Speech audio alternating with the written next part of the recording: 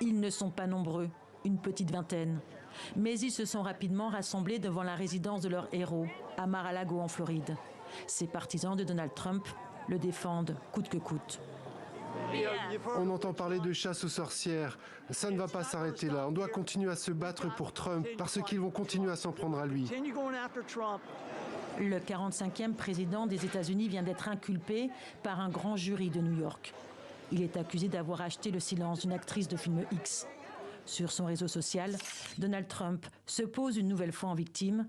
Un message rédigé en lettres capitales. Il s'agit d'une attaque contre notre pays d'une ampleur sans précédent. Il s'agit également d'une attaque permanente contre nos élections, autrefois libres et équitables. Les États-Unis sont désormais une nation du tiers-monde, une nation en plein déclin. C'est tellement triste. L'étau se resserre-t-il encore un peu plus autour de l'ancien patron de la Maison-Blanche? La justice américaine s'intéresse à des sommes versées à Stormy Daniels, une star du porno. 130 000 $ pour taire une liaison qu'elle aurait eue avec lui en 2006. Ce que dément Donald Trump.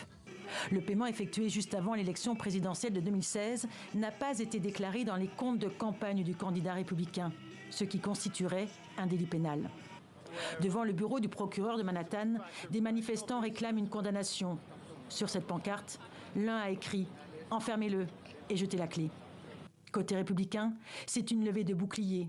Kevin McCarthy, le président de la Chambre des représentants, dénonce une justice intolérable. Et le gouverneur de Floride, là où réside le milliardaire, a déclaré qu'il ne répondrait pas favorablement à une demande d'extradition. Donald Trump se rendra-t-il devant le tribunal la semaine prochaine?